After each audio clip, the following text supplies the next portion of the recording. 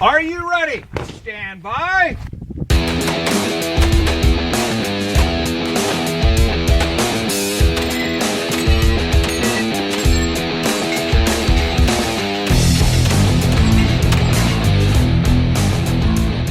Hey everybody, I'm Dave Hartman, and welcome to the Three Gun Show, the world's largest three-gun podcast.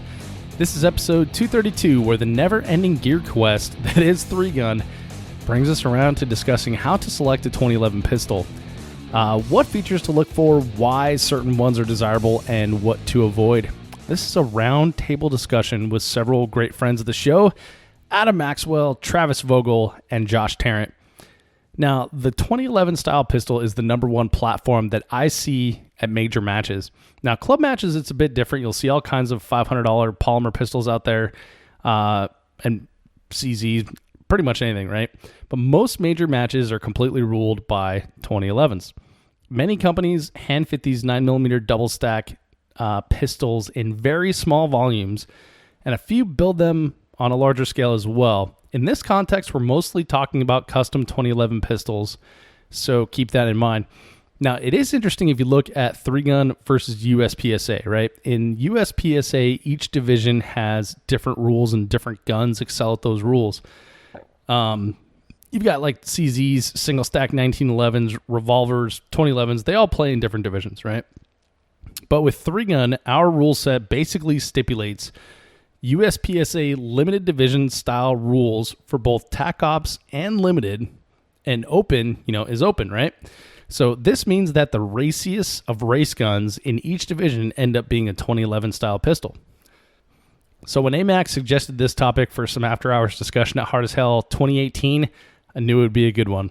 So this will probably be a loose series of podcasts around the 2011 as we explore this topic, and I myself begin the process of shopping for a 2011 pistol.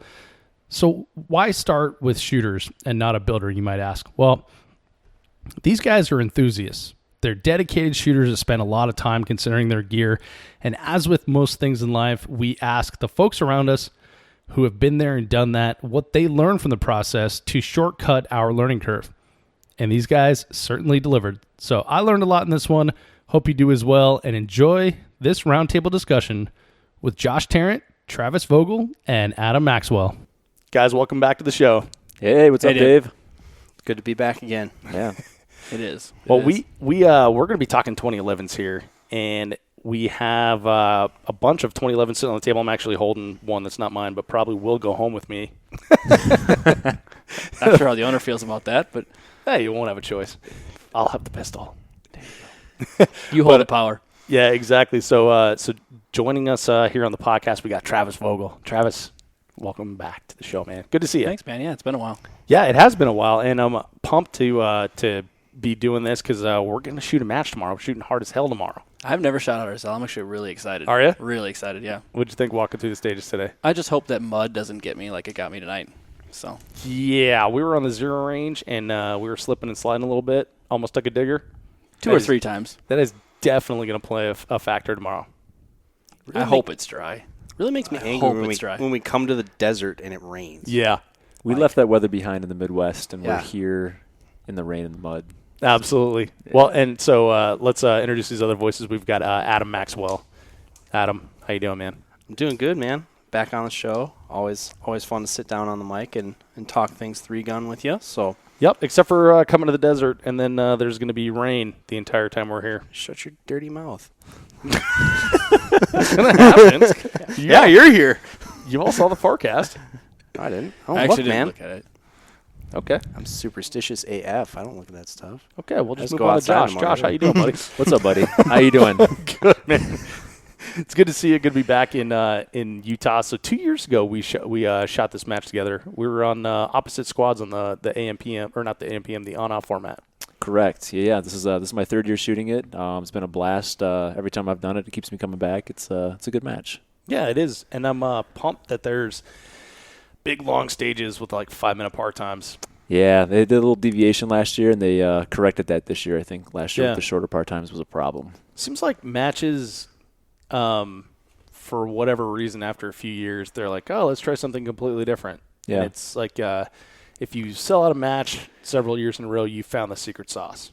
I think that's true, but I think that everyone wants to come in and put their own spin on things, and it just they want to try something different. But if it's the same people putting on the match, what do you mean by that? Well, I think last year, this match in particular, I think Brian Nelson took over running it. And he had some ideas to try a couple different things. He made a play, and some things stuck, and I think some things didn't. Oh, I get you. Well, I think we talked about it in the match recon too. Is like they kind of discovered lightning, but they sometimes new matches don't necessarily understand what it was that everybody liked. You know, until they kind of like tweak things, and then they sometimes find that they stumbled over the thing that everybody liked. Yeah, So it's like that with creating content too with the show. Yeah, like I'll sit there and I'll look at the statistics and I'm like, okay, so what was it about that show? Was it that people liked this person? Did they like the concept? Did they like the talk? Did we say something funny in there? Try to figure out like what exactly it was, and then can we replicate that? And is it desirable to replicate that again, or do we want to keep trying new things? So yeah, I get that from that standpoint. I think it's you, Dave. I think you bring everybody back. Thanks, buddy. Appreciate that. You've always been my favorite. I was actually being sarcastic. No, not really. I wasn't. Just kidding. Yeah. All right, guys. Well, so we talked about it a little bit here, but we're going to be talking 2011s. Yeah, we were kind of all going to be in one place at one time, so we were brainstorming on some things that we could talk about. And what's like a hot topic that people talk about all the time but have no clue where to start? You know what's super cool about all the guns we carry? When a house of people to get together, the one of the three guns to get handed around the most and everyone's playing with is the pistols, and specifically the 2011s. They're always the ones that are being handled, and everyone wants to see what else's gun, and it's definitely a very relevant topic. And the AR-15 probably the least, I would think. I mean, I think shotgun's the next. Yeah. Does no one give a shit about the AR-15, or are they so personal that? Yeah. That's definitely at least from my side. Personal? Oh yeah, I mean I'm 6'3", and I've changed that stock so many different times to fit me and figure out exactly where I need to be that I hand it to somebody else who might not be as tall or as long or hell not left-handed, and that rifle doesn't work for them. So I mean, it's a wholly different thing. Yeah. And there's so much aftermarket out there that's so good that you can do anything you want your own way. And so bad at the same time. Yes. Well, my wallet hates it. I know that part, but Well, I think a part of it too is that I think that there are so many different AR-15s, but at the same time, they're kind of all the same platform. The shotguns, you're for the most part, in the standard tube-fed guns, you're looking at maybe one or two, maybe three different models. So they're all kind of the same, maybe different colors, a couple different features. But when it comes to a custom-built 2011, they're like snowflakes. Here's what I'm going to say: the AR-15 is a mil spec. Yeah. Right. So you can't.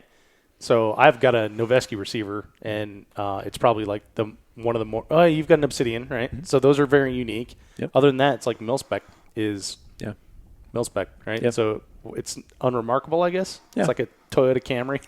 It's both unremarkable, and I think most people own more than one of them. Yeah. Whereas a lot of times what we're talking about here, a lot of people only own one in 2011 or maybe two. Or maybe none. Right. Yeah. So or in the handguns, like I think they're a little bit more unique and people are still intrigued by different ones.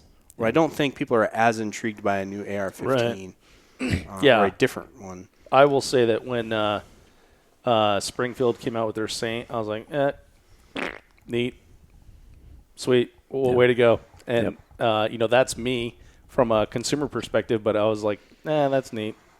Good for you. You now have like a Me Too, a belly button for everything else. And you have to really do something crazy to be noticed. And it's the same build.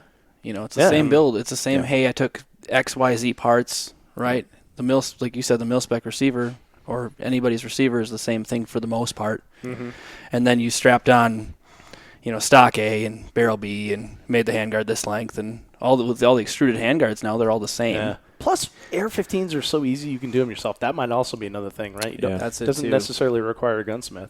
Yeah. So Adam, let's explain how we came up with this topic here. So we're here going to be talking about 2011s, which seems like something a lot of people migrate to when shooting 3-gun. Like people will start out with pretty much anything they have. Yep. Right? Any double stack 9mm will do. And so if you're listening to this and you're feeling bad because you don't have 2011 or the funds for it, listen and maybe learn something, but don't feel bad because I still shoot a Glock myself. So, well, I think the conversation that I really wanted to have, and I think that's interesting and focused enough that we could fit it into one podcast, because this is a pretty big topic. yeah. If we skip past the why 2011 or what a 2011 does for us, we skip past entry level 2011s versus production 2011s versus custom 2011s. Those are three very different things.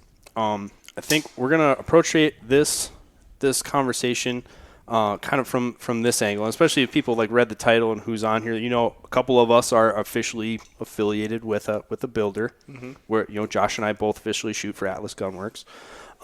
We both currently believe that he makes some of the best ones in the world. That doesn't mean that other people don't make good ones too, but in this context, when you've decided to go down this road, if you play this game long enough, you're going to eventually migrate here. If you just said that home, you shook your head and like, no, I'm not going to. It's like, it's okay. You just haven't accepted it yet. Yeah. I said the same Eventually, thing. the Kool-Aid will get you. It will. I said the same thing, but I'm out there shopping as well. But I can't figure out if it's because it's that much of a better pistol or if it's because that's what everyone else is doing. That's what the market's doing. But for purposes of this conversation, we're going to assume that you've decided that you want to buy one or are interested in one, kicking the tires on one. We're assuming that you have somehow concealed a cool $3,000 to $6,000 into the discreet crevices of your house. The gun fund? Yes. We're going to assume that you've kind of done some shopping. And you're kind of narrowing in on the end here. You're eventually going to decide. You're going to open that product page for the 2000th time. You're going to hover over the add to cart button for just a second, and you're gonna take a breath, and then you're gonna take another breath, and then you're going to click add to cart. And when you do that, one of two things is going to happen. You're either going to see a very concise message that says, "Thank you for giving me your money. We'll do whatever you want." Or you're going to be presented with a huge list of options, A, B, or C, A, B, or C, A, B, or C. And what we wanted to do, or what I wanted to do, and I'm glad that the rest of you guys wanted to sit down and talk about this, is let's walk through some of those options and what they mean. A lot of us kind of arrive at a very similar gun, but also we have 4 pistols here just collectively for what we're going to shoot this weekend, but every single one of these pistols is different in some significant ways and some very subtle ways. So we just kind of we're going to just start at the front of the pistol and work our way to the back and describe what some of these options mean. And it's not specific to any manufacturer. Every manufacturer calls all these features different things. There's lots of manufacturers that make good ones. Just because all these pistols happen to be Atlas Gunworks pistols. But some of the other guys what we had in front of us. Can chime in. Yep. I personally own pistols like this from Atlas Gunworks, Infinity, Grundhauser Gunworks, Wilson Combat, Nighthawk, Dan Wesson. I've sold for other companies as well when I worked for Arms & Arms. I've walked over 50 customers through this process in building guns like this.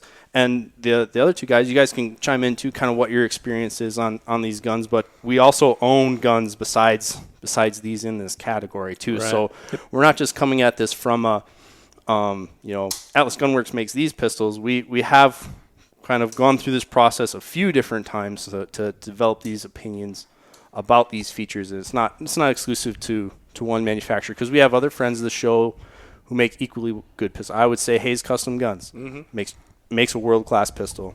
Infinity makes a world-class pistol. Limcat, Scott Green works for Limcat. Yeah. Limcat makes a world-class pistol. So, and they're all doing similar things. They all have their own takes on them. Yep. Yeah, but, it's funny you mention that, because let's see, 3 days ago I was over at Hayes Custom Guns, sitting around playing with the pistols they had in their shop. And so to now hold several pistols from different manufacturers, there's a lot of components that appear to have come from the same place. Yeah. And You in know? fact, they do. They do. Yeah. Yeah. That's the dirty little secret in the 2011 world is that there's a handful of people that make a lot of the very coveted components that everybody it's uses. just all fitting them together, right? Exactly. So, for example, this Adam, this is your pistol that I'm holding here, and this is the Maximus that Atlas makes, and it's got an STI International frame, which says Georgetown, Texas, which is where I'm living right now. Does also have. Is this a PT Evo grip? It is. Right. It's not an Evo grip, but it is a, I'm sorry. a Phoenix So- grip. Okay, so this is a Phoenix grip. Okay, so maybe you can explain what that means, the difference-wise. Yep, we'll as get we into go that. down. Okay. We'll get into that later. So those are components that were on several of the pistols that were sitting in Hayes' shop, right? So it's pistol builders, and they get these components from suppliers, obviously.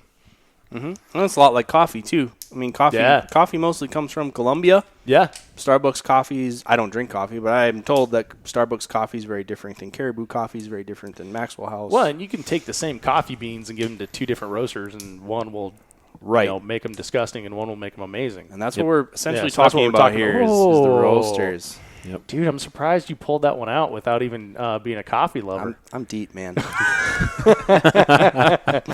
That's a good one. So Many layers to Maxwell. Like an Many ogre. layers. He is my favorite onion. So Adam, when you started shooting, you started shooting at EPA, right? Yep. What kind of pistols do you have?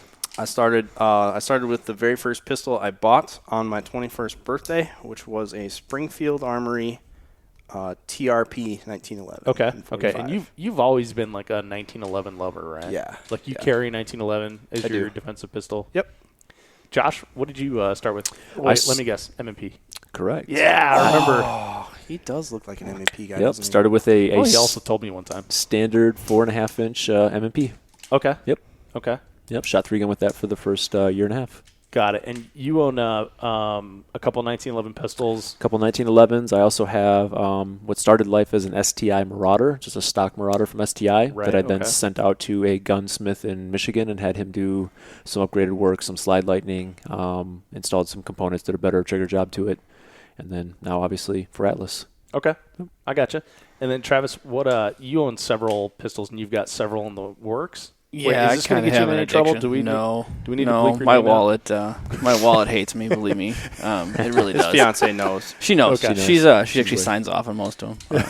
She gets her own things. She shoots rifles and things like that, and has a few of those. So we're good there. Okay. My first pistol, it was a Glock 34 that I actually bought secondhand. I love that gun. I don't shoot it much anymore after falling in love with a pistol that's made of steel. There's just something different about them. Mm-hmm. I am kind of that collector connoisseur type of person in my mind. I really like pistols. I really like to shoot them. They're probably my weakest part of the game, but the one that I like to work on the most. Interesting. I have myself an Atlas 5-inch gun. I love it dearly. I'm actually in the process of another build with another builder, a 5.5-inch gun. I've always wanted a longer gun. That's a Hayes gun, right? It is a Hayes gun. Yeah. We're Hayes is friends of the shows. We want to make sure Yeah. that people know we Well, like I keep them saying too. Hayes because like I was there like 3 days ago. Yeah. And Yeah. Aaron's a pal. Yeah. I'm sitting next to a gun case he let me Yep. borrow. And But, Aaron's on Team Vortex too. Yep. So Yep. Well, and you know, Every time I go there, Ben's like, "Hey, Dave, look at these 5 pistols. Pull the trigger." that's how they get you. That's how they get you. That's Yeah. how they get you. First taste is free. Yeah. he's not talking about the pistol trigger. He's talking about the one in your wallet. Yeah. But no, that's been a really cool experience as well. And I don't want to poo-poo anybody. Or I've had great experiences with all the pistols I built, and that's some of the most fun stuff. Is that, like Adam's saying, that design process. Working through those details is some of the most fun part of this whole process. I've heard guys say that about like custom cars too, like hot rods or anything that they send to like a custom builder. It's like just talking about it and drawing up sketches and the build sheets like that was part of the whole experience for them rather than just driving the car on a Sunday. And I think it's almost, and for me, I hate to say this because it's kind of a never-ending process then, but I think the build process is almost more fun to me than it's when it's done. Because I continually make myself better, or I continually find a thing that I want to improve on. Right. Well, and I think that brings us to our ultimate topic here is, Travis, this is an intervention. Thank you, brother. I appreciate that. I appreciate that. just going back real quick, I mean, another thing that you talked about, we brought up PT, Phoenix Trinity. They're now building a full pistol. They have been a part builder in the Evo frame, their slide, and their the Evo grip, I apologize, and the actual frame for a long time. And, you know, they've been like the gold standard for everyone to build off of. There's a lot of people coming into that game as well that are starting to really show some promise and guys doing it differently. You know, that's what the best part about this whole thing is that people do it differently. I think you may love the Atlas aesthetic. Yep. I think Chile Customs is one that's stepping up a lot lately. Seen a lot of good grips from them, more frameworks, more slides. So he's had a Chile grip at their shop that I picked up. I'm like, whoa, this this isn't a porcupine. It's kind of cool. It feels amazing. The new Atlas Hyperion, not to plug them too much, is moving to a Chile grip as well. So interesting. Yeah, I like that grip. That felt really cool. Yeah. All right. So me myself, I've shot several. Just testing them out. I did borrow an STI for a match this year, and I found that was a really hard transition from going from a Glock to that without. It is. Yeah, with the grip angle didn't bother me much. Really? Travis just pantomimed a grip angle issue. Yeah, sorry about that. No, it's a radio totally show, fine. Travis. Yeah, I forget the visuals sometimes. Sorry. And I will call you on anything you do. So no, but that didn't really bother me nearly as much, like because I guess I was just putting the sights where they should be. Yeah, you know. But the friggin' remembering the safety was something I didn't think would bother me that much. And like my first pistol was 1911 as well, and then I switched over to shooting Glocks, and now I've got what I like to call a pillowcase full of Glocks, right? So. Not kidding. We could fill a pillowcase with all the Glocks I have, but. I'm serious. Stop looking at me like that. But shooting the 2011 was a completely different experience, and it was so much different that it was like I felt like a newbie again. But you didn't just to ask a question. You didn't do a fair amount of training with that pistol before you shot the match, right? I probably had like 200 rounds on it. Okay, yeah. That's a tough transition because I had a problem with my Glock, and I needed to borrow a pistol, and a 2011 was offered to me, and I was like, sure, sounds like fun. Yeah, it's a good deal. Yeah. All right. So we've talked about our experience here. So, Adam, when like you were saying, painting the picture of when you do click the buy it now button, back to front. Let's talk about what we're looking at here. Or I guess let's start with the. We decided we were going to start with the front, didn't we? Yeah. Yeah, so barrel treatments, muzzle treatments. Yeah, a lot of what you're going to decide on the grand scheme kind of starts at the front, and the back ends of the gun's relatively the same, or I would say it's small features. I would say the other kind of key thing to point out here is this all kind of runs in streaks and fads. Yeah. Yes, it does. So now that you mentioned that, so Ben Hayes and I were talking about that when I was in the shop, and they actually had a customer come in while we were in there that had like a 1984 build or something like that that was done by a custom builder, and it had a front sight block. Yeah. That is now in vogue again. Yep, yes, it came is. back. In the friggin' 80s. Isn't that incredible? For a time, there's a builder, one that popped up on the scene not too long ago. He was making stroking really popular. Yeah. Yes. Who was that? That's a Kai. A Kai, right? Yeah. Yep. Wasn't a new thing, though, because it had been done by Dawson. Right. Again, in the 80s and 90s. But these things are kind of cyclical, but they also evolve each time, too. Sure. Yeah, I mean, the sight block wasn't the same thing that we see now. Right, Yep. right. But similar concept, right? Yeah. But a similar concept. So, I mean, 100%. Like, it was Right. the same function. Same function, just wasn't the same form. yeah. If we were to just kind of briefly go through like a timeline so people could see, just in the time that I've been a customer of 2011s, I started out with everybody had full dust cover 5-inch guns in limited. Then the short dust cover guns got popular again. Then 5.4-inch barrels 2 years ago, year ago. Everyone was building 5.4-inch guns. Yep. Yeah. Like, Dylan, Dylan's last gun was a 5.4-inch gun. Yep. And then going into this year, I guess I would credit Atlas with this. His theory has been that shorter than 5 inches might in the world of 9mm, because a lot of this was driven by USPSA. Right. USPSA guys And shooting 40. limited division primarily shoots 40 caliber in USPSA. In 3-gun, we shoot 9mm. Yep. So for a while, we've been putting 9mm barrels, applying essentially 40 philosophy to it. His philosophy there was if we're building a 9mm specific gun, maybe the ideal length is something shorter. Yep. I think currently he's hovering at 4.6, 4.6, 4.5, somewhere or something in like that. Yep. To get the cyclic rate of the slide to be the way he wants it, and then burn on the powder and all that stuff. What about the sight radius though? Well, I mean, sight radius is an interesting topic. It's one of the big things that influence those 5.4-inch guns. Hey, we've got all these really tough shots in 3-gun. We got to go to places like Vortex shooter stores, and you've got these 70, 80, 90, 100-yard pistol gongs we've got to shoot, things like that. Long sight radius is going to help with that. And it's not an incorrect statement, but also it's not necessarily any more beneficial than having the right sight set up for that type of condition. So you can solve that same problem with the right if you look at my pistol, you'll see the sights on my front pistol are set up for that. And I've shot a 4-inch gun with that sight set. I've shot a 5-inch gun, and I've shot a 5.5-inch gun, and there's literally no difference if the sights are set up correctly from my perspective. And essentially there we're talking about the width of the front sight blade, Right. and the width of the rear gap. Oh yeah, the rear notch. The math makes sense for sure if you set them up incorrectly. But if you have like a properly set up 4.5, is that what you said? Yeah. Versus a properly set up 5.4, like you've got a whole inch more sight radius. Yeah, but essentially they were trying to get some of the 25%. precision, like the side to side slack out of it. So if you have a front sight that fills a rear notch the same, sight radius is essentially irrelevant because you see the same thing. Correct. The inconsistency comes from the gap in the front sight being to one side of the notch or the other. That's essentially the error of your device, of the measuring device. A device can only be how precise can a device measure something. That's how precise your sight can be. Is only how consistently you can hold the front sight in relationship to the rear sight. So dimensionally, if we match those up, we can match those dimensions for that relationship at any slide length. Is currently what the theory is. And the same thing's happening in Glock right now. Glock came out with the 19X and the 45.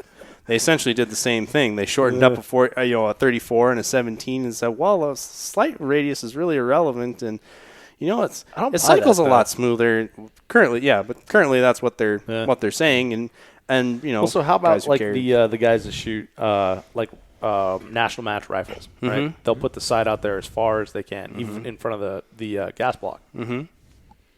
Explain that.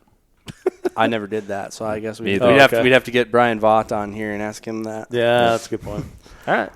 But essentially, so if we're going to go back to our conversation, the first thing you're going to have to decide is what length of gun do you want? And essentially, the guns come in. So the commander length slide, the 4.5, 4 3/4 inch length barrel is one category. 5 inches the most common. That's typical government size, 1911 dimensions. And then recently, 5.4-inch guns have been in vogue, in the last couple of years. And then for a time, even before that, 6-inch guns were very popular. I've seen some 6-inch guns on the range, and those things stand out. They're like clown shoes. They are. I feel like that scene from the Joker and the old Batman when he goes pulls it out and. Yeah. We there was a guy. I probably shouldn't say his name. I don't think he'd mind, but his name's Mike, and he shot with us in Colorado. Just moved to Kansas, but he had a 6-inch gun, and I remember watching his draw, and I was like, "Holy shit!" You don't think it's that much difference between like a 5-inch gun and a 6-inch gun. Yeah, but it just appeared so much more of a draw stroke. It was interesting. Granted, it was he just first got it, but it was interesting. And the recoil impulse is different too. And a lot of what we're going to talk about initially here comes down to recoil impulse. Yep. I've never shot a 6-inch gun that I liked. Really? Never. Yeah. Well, it's got like a huge slide with a ton of reciprocating mass, right? Yep. Yeah. Jake Latola, he has a 6-inch gun that he shoots for USPSA. He loves it. But they do feel and they do balance different. They do recoil different. So that's kind of one of the big first decisions you have to make. Most people select 5-inch. There's vocal minorities on both sides. going 4.6 and 5.4. But does that get to be like the shotgun thing? It's like, this is what I chose, and so I have to defend my decision to the end? It's exactly. And you'll find that with a lot of, I guess that's part of why, to go back up a little bit more, that's kind of why I want to have this conversation, because you'll have a guy, because it costs so much to buy one of these, if you ask the question on a forum or something like that, you'll get a bunch of people that pipe up, but they'll be like, well, I bought this one and I love it.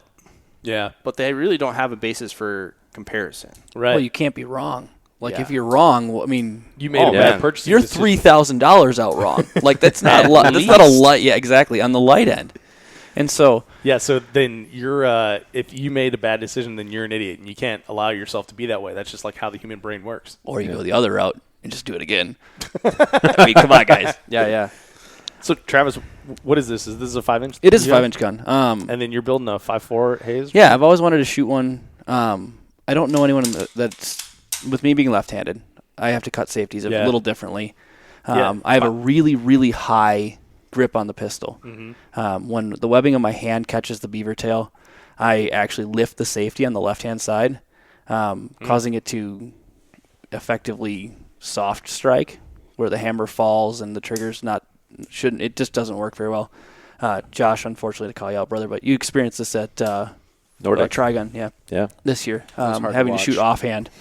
And being a lefty, harder to do. That's awful. No coaching. It was awful. Match. It was really hard, especially because I experienced it for almost a year. I finally ended up figuring out exactly what I needed in a safety, and now I'm extremely happy. But not being able to borrow one from somebody, I wanted a 5.4 gun. I've always wanted to shoot one. I've always wanted to try one. Right. So I made the commitment and saved the dollars and made it happen. I actually shot Dylan's pistol. It's really weird to shoot a pistol, though, with your thumb on the left side of it. Yeah. I'm trying to hold the safety down properly, but it still shoots really good. So that was actually the one that kind of pushed me over the top on that. But all right. So, once you choose like barrel length, so barrel where do you length go from there? Barrel length is going to be important because that's going to determine. You're going to talk about sight radius. You're going to talk about a little bit of velocity. There's a little bit of velocity difference between those barrels. In 3-gun, not as important because we don't have to make power factor. Right. And then also a bit on cyclic rate, which we'll talk about a little bit later. Once you've decided that, kind of the next macro thing you have to decide is how long of a frame you want, or how long of a dust cover. Essentially what we're talking about is the piece of metal between the trigger guard and where is it going to end underneath the slide. Right. So a typical 1911, if you were to look at a picture of a USGI government 1911, that would be considered a short dust cover. Right. In the world of 1911s, or 2011s, excuse me, they tend to be either that length or longer. And what they're doing is adding mass to the front of the pistol, which influences how it balances, how it recoils. And that's non-reciprocating mass, too. Correct. So that just stays out there That's no matter the key. what the gun's doing. If anyone's ever seen probably one of the most popular pistols in USPSA and 40 cals, like an STI Edge. Everyone's probably seen an STI Edge in 40 cal, especially the ones with the bright blue grip. Seems to be a really popular one you see everywhere. That's a full-length dust cover all the way to the end. Yep. So full-length dust cover is that Edge model where it comes all the way flush to the muzzle at the end. Then a step back from that is what is known as Butler cut, named after Tarrant Butler, who I don't know the story, but apparently at some point he thought that was cool, and so did everybody else. So they started calling that Butler cut, where it's nipped. What would you say? Like, is it a half? It's not quite a half inch. It's right around there. It's a half to 3/4. Yeah, so it's a half. It's just Is that a Butler cut? Goes, Yeah. So's mine. So's all of Josh's. these except mine are Butler cut. That it goes most of the way out, and then it's just kind of nipped at the end. Right. Yep. Does kind of look pretty cool. Yeah. And then it also nice design feature. Yeah, you can come back to a short dust cover too. In addition, you also have railed versus non-railed. Yep. And if you don't buy railed, I feel like you're silly, because then you can't go shoot Surefire or other night matches. Yeah. Currently, the railed guns are the most popular. Yeah. That adds more mass as well.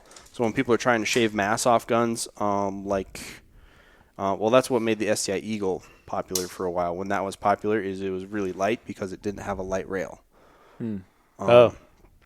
Or an STI what they call the 3-gun model. That has a short, the DVC 3-gun, excuse me, has a light rail on it, but it's a short dust cover gun. Yep. So So there's many variants of frame length, And what that is you're essentially deciding non-reciprocating mass, and can you or can you not add a flashlight to it. The thing, Adam, is that the straight long dust cover is actually the heaviest of them all, though, because the light rail is cut out from that long dust cover. Oh, yes. So correct. it is actually, there's the short is going to be the lightest, obviously. Then we go to a longer, either butler cut or not. Light rail option is going to be the next heaviest, and then the full non-cut dust cover is going to be generally, like we were talking about, everything's based on 40. You'll see that quite often. A full right to the muzzle end dust cover is common in those higher recoiling calibers, because you are trying to increase the non-reciprocating mass in relation to the reciprocating mass. Correct. While we're on the topic of mass and how it relates to 3-gun, you're kind of battling two different things. So we'll head down this rabbit hole real quick, and then we'll come back. So extra mass on the pistol, especially if applied in the appropriate places, does help mitigate recoil. So it will help your pistol come back to zero or recoil less. However, we spend a significant portion of our time, call it, say, 2/3, not shooting that pistol, having it hanging from our belt. Right. So and if you're not familiar with 2011s and you shoot plastic guns today, like most of us you're probably thinking, what's the big deal of having a pistol on your belt? These guns are pretty substantially heavier than... They're heavy. They're heavy. And then you throw 23 rounds in them. Yeah. They're a lot heavier. So you're kind of balancing those two things out quite a bit in your decision making. And so that's what I don't get. Maybe I'm jumping ahead here, but the grip, most people maybe it's the style, right? Mm-hmm. Seem to be going with the PT or the Chile, or I think there's one other one that's like a steel grip, and those are freaking heavy. Mm-hmm. So STI started with like the plastic grip, and I think SVI did too. Am I wrong on that? Am I right on that? They originally started as the same company. Right, and then they split. They had a divorce. They had a divorce. Retained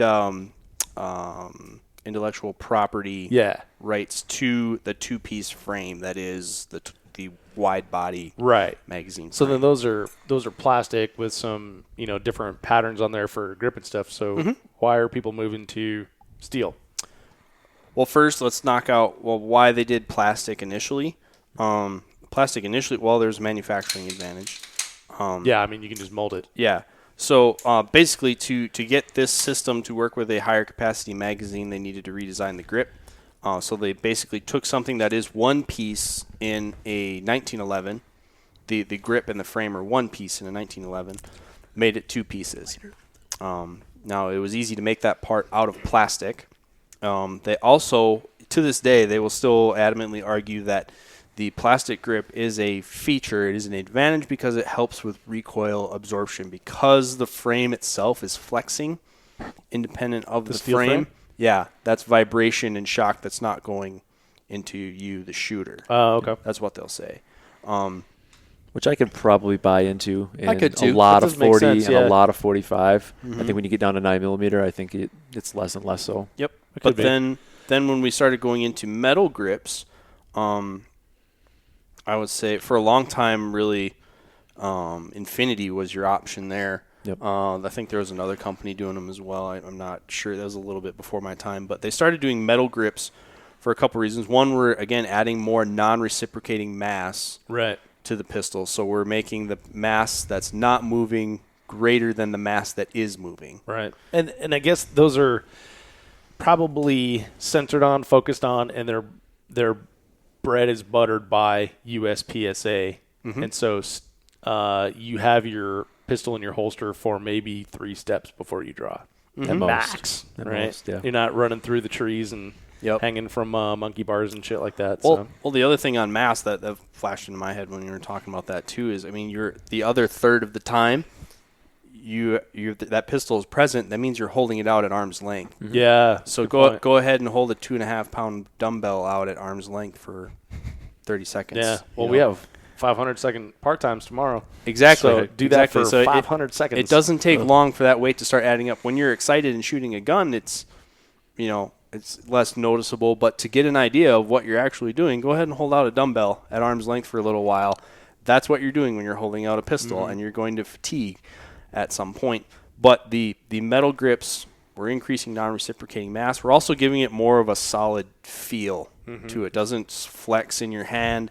It doesn't It doesn't, like the grip. They can put more aggressive textures on it because they're milling into metal, and it'll stay that way for a while instead of melting plastic. Some of these, and I've felt like a lot of Bear PT grips, and all these grips. There's 4 PT grips here. They all feel different, and you can do various things to them to reduce the pokiness, but you can't add pokiness, right? That's correct. So from the factory, they come like super uncomfortable, so to speak, right? I like it. Once you grip it though.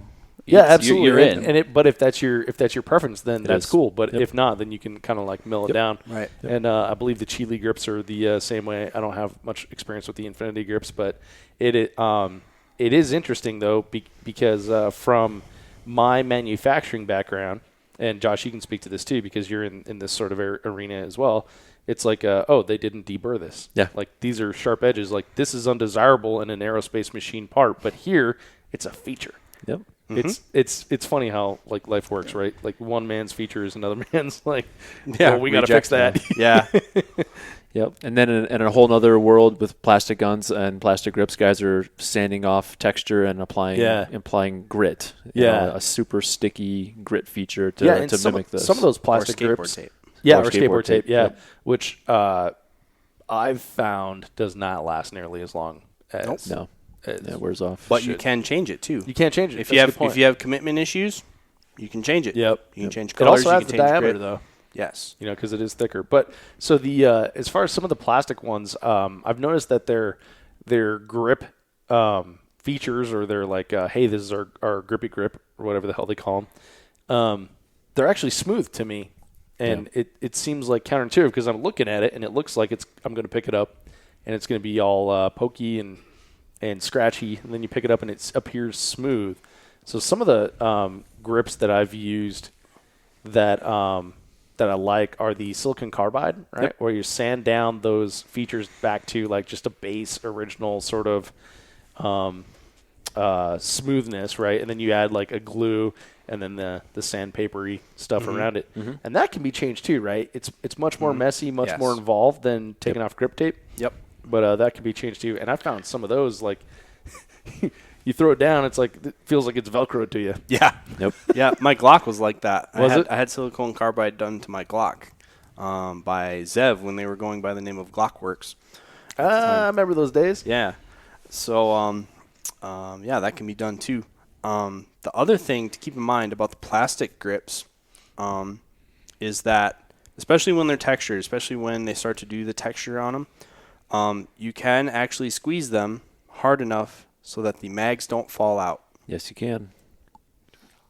So you can actually, especially the stippled ones. That was a big thing too. Is when guys were really death gripping them. Yeah. They would try to get their mag to fall out, but then so in a match the mag wouldn't fall out, and then they'd get to the safety table and the mag would drop free. Well, what they were doing is when they were really squeezing on it, or they got into there was a soft spot or something like that, you can actually squeeze the mag or squeeze the grip enough that the mag will not fall free. Right. So that was another reason guys went to the metal grips. Yep. And then probably the other one, kind of, I would say this is more the part of it's got to be style, right? Like the Butler cut, like it's just in vogue. Yeah, a little bit that, but also like when you kind of get to this level in the sport, like if you've committed to 3-gun enough to spend this kind of money on a pistol, you're probably spending a fair amount of time doing it. Yeah. So like it's kind of like the gun's in your hand enough, you kind of want it to have that feel. Yeah. Same thing. Like I have no problem listening to or doing podcasts with earbuds. You are a professional podcaster. Mm-hmm. You use a headset. Yeah, a nice headset. When I edit, I have very nice studio headphones that allow me to hear things I would not hear through earbuds. Mm-hmm. But when I listen as a consumer, I listen through earbuds. Yep. So when you're spending this amount of time with a pistol, when you dry fire as much as Josh Tarrant and Freilich do, like they're spending a lot of intimate time with their pistol. They just want it to feel nice. It reminds me of like taking a road trip like with a Cadillac or taking a road trip with a Kia Forte. Mm-hmm. Yep. Right? Yeah. It's you're getting the same place, but one is just more and more comfortable it might be a little superfluous, but when you pick up a 2011 pistol with a nice ergonomic feeling, solid feeling metal grip, it feels like it's complete. Yeah. And having someone who has both, and whether it's a fad or not at this point in time. And it balances really well. And that is the other piece. The balance Because it's not top heavy. It's not as top heavy. Yeah. The balance is really, really nice on it. However, I do have to give one, I believe to be one benefit back to the plastic pistol grips, and that is mag insertion. Yeah. The mags do insert better. Oh, really? There's more room for air. If you get them a little bit sideways, they're not going to kink and get stuck in there. So that's the one advantage that I've found so far is you got to be even cleaner with a metal grip in your mag insertions. Yep. So and that varies mag to mag because my Infinity gun, I get it twisted in there all the time and it gets stuck. Yep. So But I never ran into that with some of these on other that ones. topic, should we talk about Magwell now that since we've talked about grips? Sure. Should we just stick in the same place? Sure. Yep. We got to circle back to barrels at some point too. Yep. Well, the one thing also we have to talk about before we leave grips in the world of metal grips, we can use different kinds of metals too. Yeah. We all Yeah, have these are all steel. Yeah. Well, No. are they? That's aluminum? Titanium. That's Titanium. titanium. Yeah. Jesus. Mine is aluminum. Why, Josh? Because Just had to be different. It's lighter. That's so why it's lighter. That's why It's lighter. So it has the advantages of a metal grip, but it is lighter. My gun has an aluminum. Mine's a prototype gun of what I think Atlas is going to call the God, I was way Arabis. I've asked them 3 times how they say it. They never answer my question. But so I got an aluminum grip as part of that prototype. And then Josh has a prototype grip that's now available, which is a titanium grip. Yep. So lighter, but no free lunch on that. To get into a titanium grip, that's Shit. another $1,000. Machining a chunk of titanium is super expensive. very expensive. Yeah. And what did you say the price was for? I $1,000 believe it's $1,000. Wow. And that's just the grip. That's Yeah. there's no frame. Yeah. It's just the grip. There's Or no a puppy steel grip. involved. A Does steel not grip by come with a free comparison puppy. is Yeah. 5 or 650. 650. $650. Might get a hug. You might get a hug. Might get a hug. Dude. The one thing I will say though, that going to this metal grip in general, we've talked about how it does it makes it, to me, it just makes the gun more rigid. It balances it better. It's more rigid, but it goes in your hand and it just. Why do you go to a 2011 in the first place? Was it going to make you a better shooter? Well, the answer is probably no, but you'll feel more confident. You'll want to shoot more, so maybe it does. But I feel when you grab one of those guns with a metal grip on it, that it's just you're locked in. It just feels it breeds that confidence. It's like shutting the door on a Porsche versus shutting the door on a Chevy. Well, it's kind of what attracted me to the guns initially too. Exactly. Like in 1911 feels like a gun. Yeah. It does. A Glock sometimes feels like an airsoft pistol. 1911 feels like a gun. Whole pillowcase full of Glocks feels weird. I bet. But that brought it back for me too. That it kind of brought me back to what I liked about 1911s to begin with is that part. All right. And so you want to talk about Magwell? Yeah, since we're talking about the grip, it ends at the Magwell, right? So Yep. And Magwells, you'll find, there's a lot of parts that do the same thing. Exactly. I feel like Magwells are Magwells as long as they don't have like a little ridge in there. And a lot of the Magwells you find for polymer pistols seem to have like a little ridge for whatever reason to make that transition, and then it just gets you hung up again. It's kind of odd. But I gotta say, since you mentioned Limcat earlier, which has made me think like, oh, we should talk about the Magwell. So Scott Green let me dry fire his pistol. Actually, I gotta shoot it too now I think about it. When I was at the SHOT Show aftermatch, right? And he's like, put that mag in sideways. I'm like, what? And he's like, put the mag in sideways. And you put the mag in sideways, and it auto-rotates it forward. And unless you put it in like 95 degrees to, the proper orientation, it will turn it just no pressure, no guiding from you. It will turn it back the other way, so you could be super sloppy with that magazine. Yeah, it's incredible, and it almost seems like voodoo. It's weird playing with it because this doesn't seem like it should be happening. Did he have that on a plastic grip or was that on a metal grip? No, that was on a Limcat steel grip. Steel grip, okay. Yeah. I knew they just came out with one not too long ago. I wasn't sure, but that grip, that Magwell is like it's ridiculous. It is voodoo. It has to be. It's really cool. I actually haven't shot with Scott at a 3-gun match recently where I could actually ask him about it, but shot some PCC with him a ways back, but I digress. In the Magwells, there's really 2 options as far as style goes, and then there's 2 or 3 types of metal in general. Yep. You'll find, at least for me and on a lot of our pistols here, most of us are running a big hands style magwell that's actually cut out and almost flared. Are you talking about the profile on the outside? Yeah, Yes. so that when you run your hand along the grip, it actually it cuts out so that you can run your hand longer towards the bottom of the magwell. For guys with a little bit smaller hands, you'll have a straighter angle from the outside of the magwell to the grip frame, which will allow them to kind of use that as like kind of like the old HK sniper rifles that had the palm swell on the bottom, that would hold you up there. It kind of does that for those guys. Yep. I, of course, Got to help out the little guys. Hey, man. I got all my fingers. Oh, there you Oh, go. there it is. That's a 9-finger joke. 9-finger joke. But the other thing you'll see is, to get back to where we were, is I'm counting fingers over here again. But is you'll see some magwells are aluminum, some are steel, and then you'll see some that are actually brass. Yeah. Because some guys really want that weight. Mine's brass on my Glock. Yeah. Which I think is important on a polymer pistol because there's no weight. There's no in the frame weight in a Glock. There is none. Yep. But mine is steel. What is on yours, Adam? Is yours an I aluminum? believe mine's aluminum. Feels like aluminum. But I mean, it all comes down to once again balancing the pistol, right? Yeah. I mean, as far as a magwell goes, there's plenty of them out there that are really, really good. Yeah. They're pretty much the same diameter too. In this realm, like how much flare is actually on them, it's pretty standardized. There are tactical magwells that are smaller. Yep. Give you a little bit less, but I'd say These everyone are kind of huge. arrives at the same diameter of a magwell. But yeah, like Travis is saying, really what you're deciding there is mass and then taper. And I would say, if I have one regret on my first Atlas pistol, the one that I was shooting when I was shooting limited, is that I went with the standard Dawson taper magwell that didn't have the big hands. So it didn't have this reverse ball cut taper in it to allow for a quote unquote larger hand. It still fits. I still really like it. And I wouldn't change it.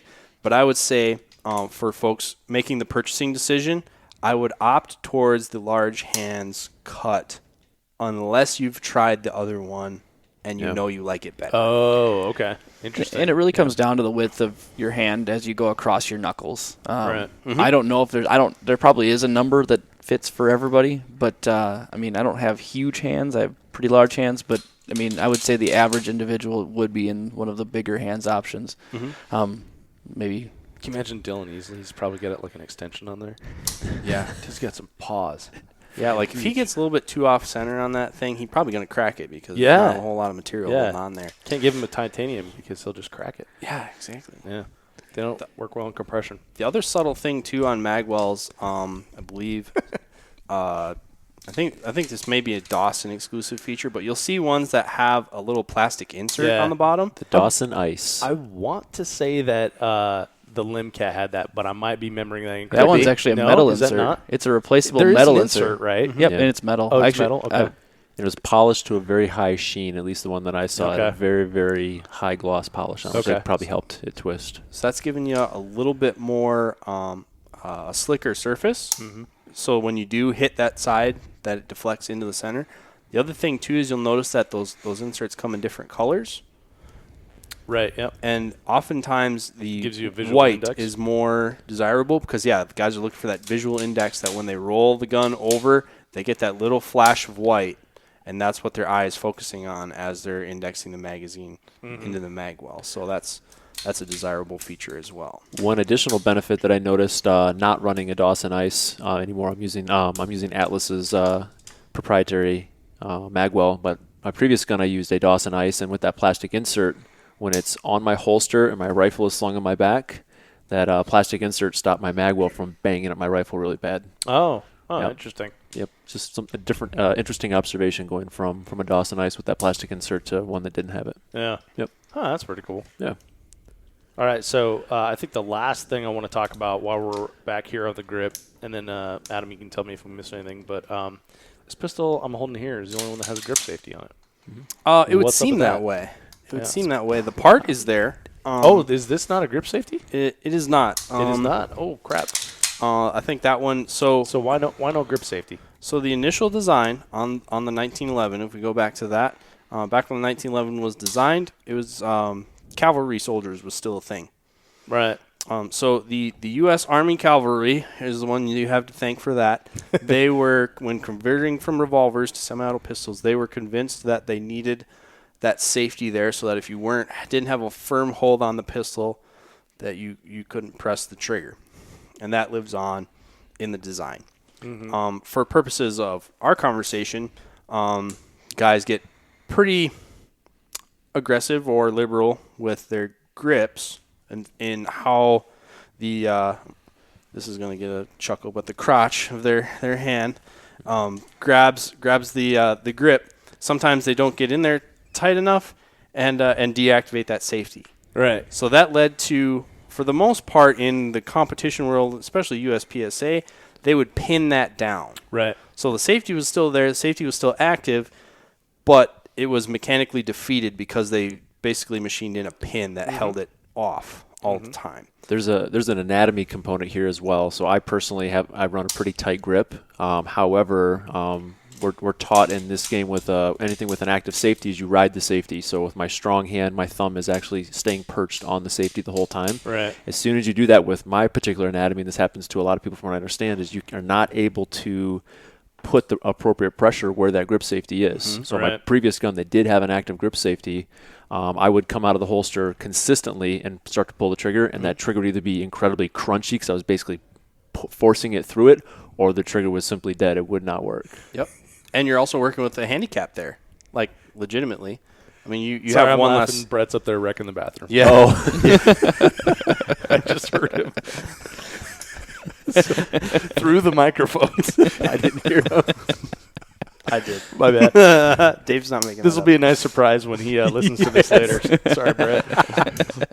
Well, so yeah, that's so something I experienced too when Yeah. I was using that STI. Is there were times where I couldn't figure out how it was shooting, or how it wasn't shooting. Yep.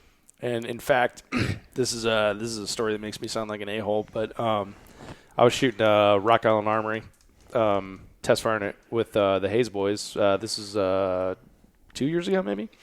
And I was like, "Oh man, this one needs to be reworked. It's broken." And I tapped the trigger. I'm like, "Yeah, look at it." And I turn around, and by that time I just changed my grip just enough and whacked it again, and it goes. And so I friggin' AD'd. I was like, "Oh my god!" And that was really stupid. That makes me sound like an idiot, but that's okay. Definitely learn from that one. But but it. Like you said, Josh, it was definitely a grip issue. Yep. Yeah. And like so mine is pinned on my open gun. They didn't ask me if I wanted that; they just did it. Yep. I just kind of let him build the gun the way he wants to build it, which is good advice, by the way. If you're out there, I like to do things my way. Yeah, the I like to do gunsmith things knows I what he like wants to to do. do. Just let I him don't do like it. to do things other people like to do. Yeah, Yeah. but if you've chosen, I think, go ahead. Vogel's got a good parallel here. Yeah. So I don't know how many. Am I the only one here that's tattooed? Yeah, Okay. So we're all pure. yeah, you are. You don't. Yeah, You don't know where I have tattoos or don't have Whoa. tattoos. Josh is not volunteering any information by you. check this I'm out. just being very cryptic. But you don't go. Hold on, I'll show you guys. Hold on. Uh-oh. Just kidding. Roy Orbison. But This is why this is a podcast and not a video. Mom just tattooed on my ass. just kidding. But Who's yeah, mom? Just mom. just a photo. All the moms. But you don't go to an artist, and I'm going to say the same thing out of all the pistol builders, right? These guys take metal and make it into art.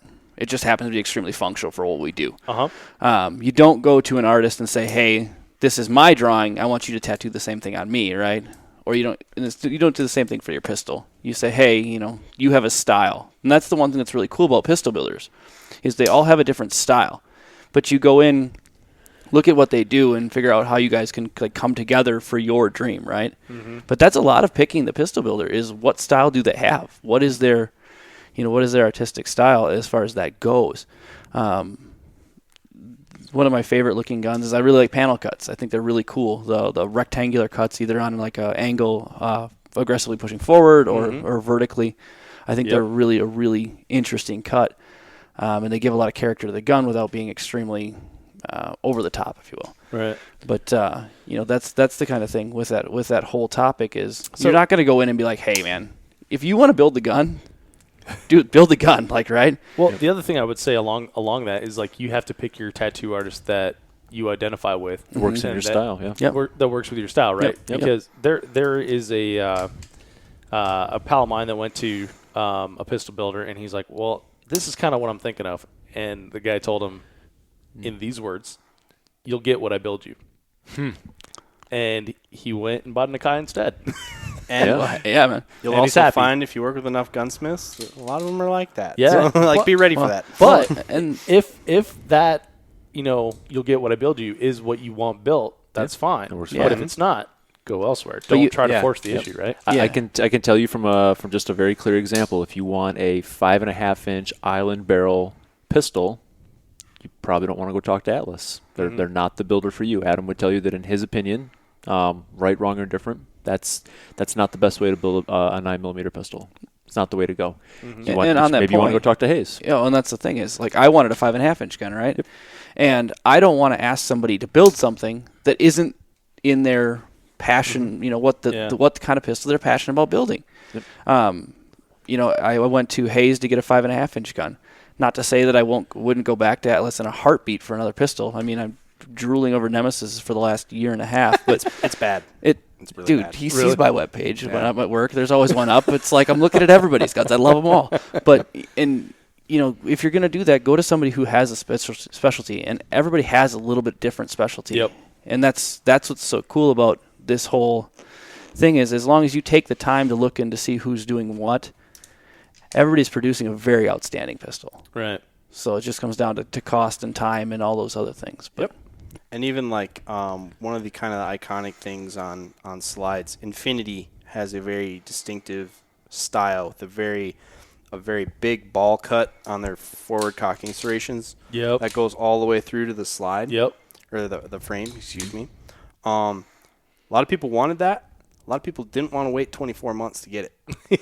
So if you want to just kind of like poke a pistol smith, and more than one of them feel this way, ask them to do that cut.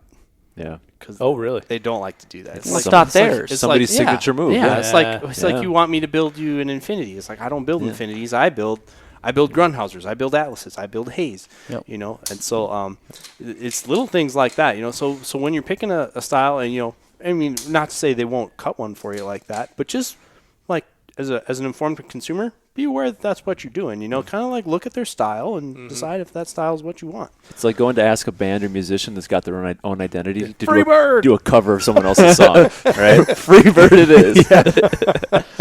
Those aren't my songs. I'm not playing those songs for you. Exactly. I don't care who you are. Yeah. Yeah, That's kind of what it's like, yeah. All right, So circling back, we're talking about grip safeties, and there's actually a couple other things interesting here about this.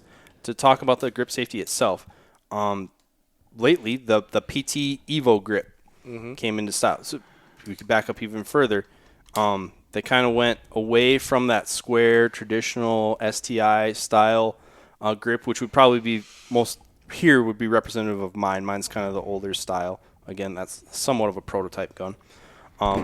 Infinity did kind of this contour where they did the step down into, from the back strap into the beaver tail. Mm-hmm. It was very ergonomic, and that was very desirable for a while. Phoenix Trinity went kind of another step in that, and I think they improved on it better. Like 2.0, their version of it was pretty good, and so a lot of people right now want the PT Evo grip.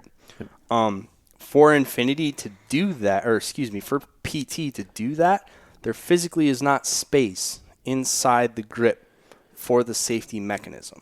Oh. So it's impossible to have a PT Evo grip with an active grip safety. They're all pinned down because there's physically not enough room for it. So that's something to be aware of as well. And then So are these Do you consider these safe pistols? Like, you'd be okay dropping one loaded? Yeah. Yeah? Even with like a 1.5 pound trigger, some of these have? Yep. Because the grip safety itself is a fairly dainty piece of metal. Yeah, it's like a leaf spring kind of. The thumb safety, on the other hand, is a bar of tool steel that is physically blocking the sear. Yep. So I have dropped 1911s before on hard stuff. Yeah, I got no problem. I have no problem carrying a 1911 cocked and locked. Inside the waistband, strong side, appendix. I don't care that it points at my junk, all that stuff. I'm perfectly comfortable with all of this. So yeah, I don't consider them safe or unsafe pistols that way. I always left them active, given the choice. Right. But there's a couple pistols I have, one with an Evo grip, and this one, it's not active. I really don't think about it that much. Yeah. And then the piece itself can also have a few different shapes too. On ones that are active, they have what they call a memory hump on them. I believe that was either a Wilson or an Ed Brown innovation, but they actually added more material there so that there was more material for your hand to push on. Mm-hmm. Yeah. Well, and that's kind of what made me think yours does, because first of all, it's moving. Yep. And then second, it has that hump. It does have that hump there. Yep. And then the pieces themselves also have different shapes too.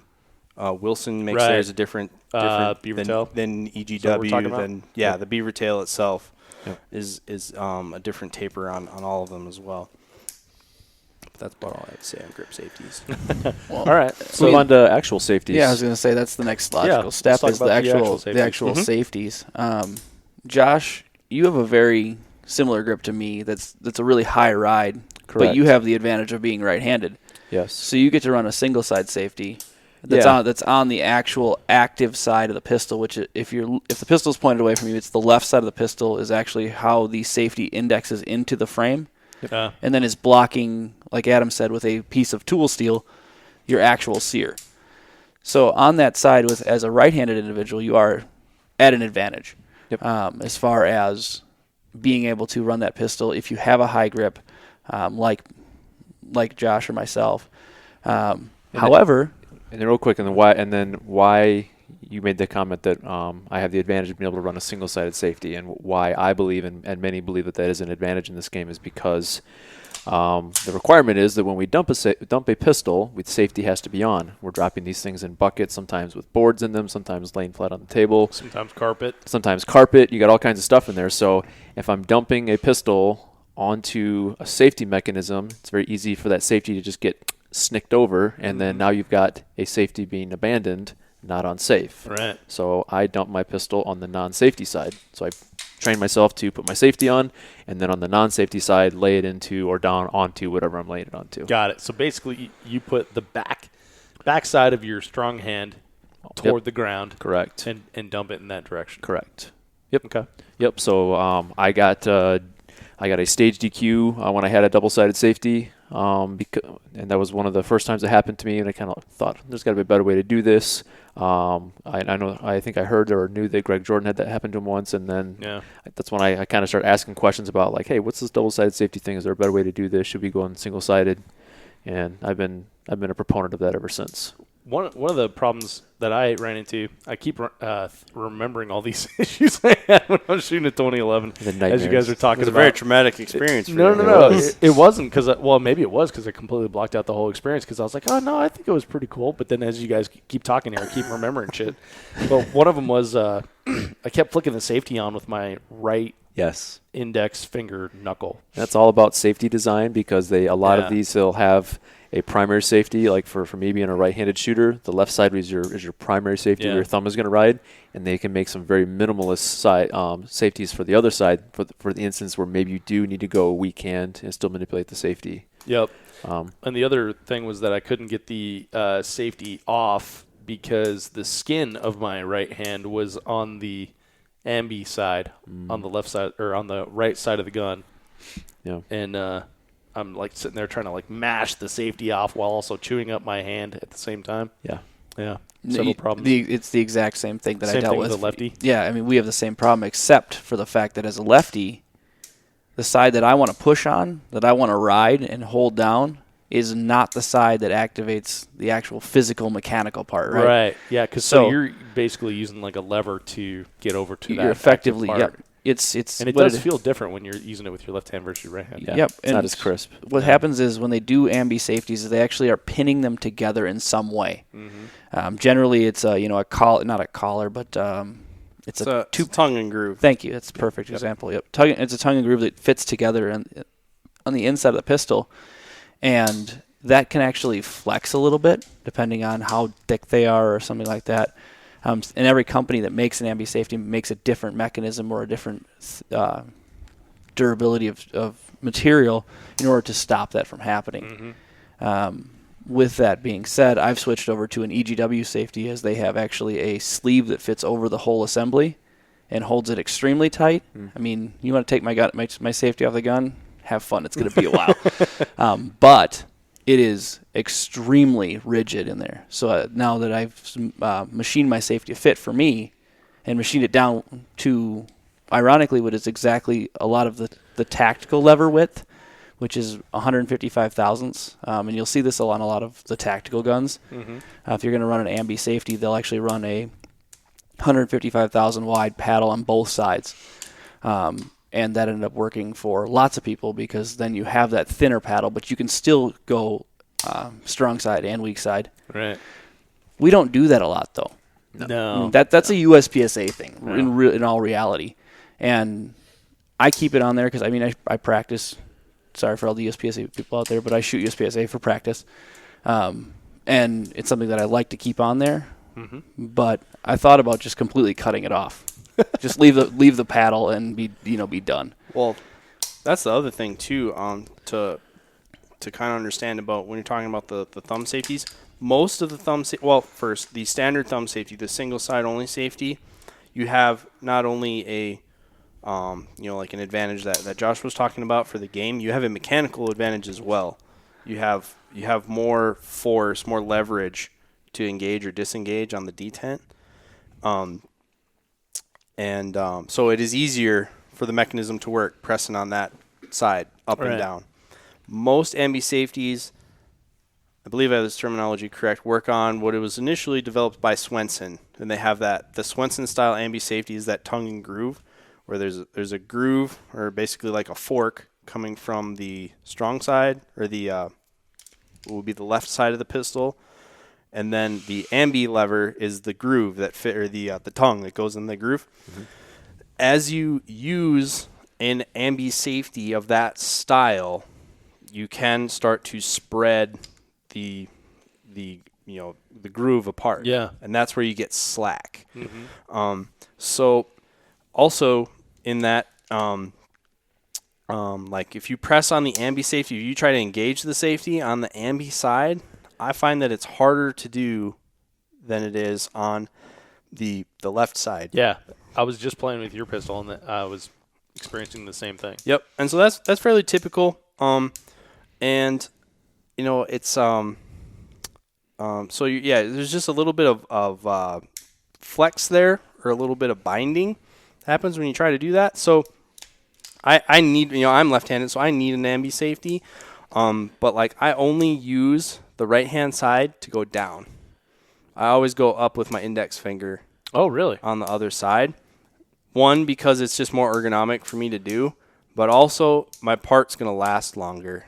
Oh. Because you're not torquing on it. Yeah, interesting. So if you use that Swenson-style safety, something to keep in mind. Also, most of the manufacturers that we've mentioned in the show, they're not using that Swenson style. They're using the EGW or that Evolve style, where they have a pin that goes through in a sleeve, where that's less of an issue, but it still torques a little bit.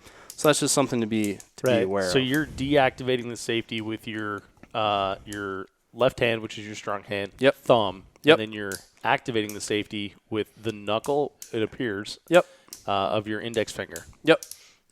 And so that's the way that I run it. I run an ambi safety because I need it. Every 2011, 1911 I has one. I would say if you don't need it, I would side with Josh though in that don't put it on there if you don't need it. Yep. Right. The other thing you have to decide on these is how big of a shelf do you want on there Yeah, because to push on. So, some of these safeties have like a tang that keeps your thumb that you can almost use like as a what do they call it, speed pedal?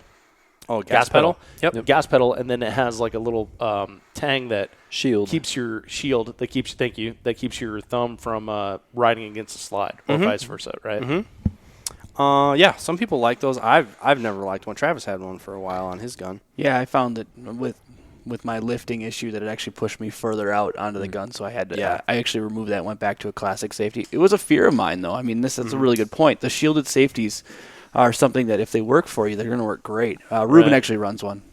Yeah. But it's one of those things that I had that fear going into this gun because I had never had a thumb safety gun that I was shooting in this environment, and made that thought process, thought it was going to be better, ended up not working out for me. That's one thing that with this, that there's going to be a couple of things that may, you may get your pistol from your builder, and one of the ergonomic points doesn't jive with you. It may happen, It's something to note. It's not the end of the world. Mm-hmm. Every builder I've ever talked to has been like, yeah, man, like things happen. We'll work around it, Yep. They were there to work with you. But that's just a really good thing to note. Mm-hmm. And on a pistol like this, like when you're trying to make this decision, because there's various styles of these thumb safeties, I think it's fairly unanimous. Have one that's large enough that you can push on with your thumb, like actually like ride your thumb there the whole time, and we're assertively putting down pressure on that the whole time we're shooting the gun. What you want to be careful of though is on ambi safeties. Does it get in the way of your knuckle? I know that's the ergonomic thing that Travis was talking about that he fought for a long time. The specific knuckle, though, make sure. I mean, that's your trigger finger knuckle. So when you grip the pistol like you mean it, you'll realize that your hand actually flattens out along that pistol side and will actually raise up a little bit. If you grip it and just kind of are relaxed, may not happen.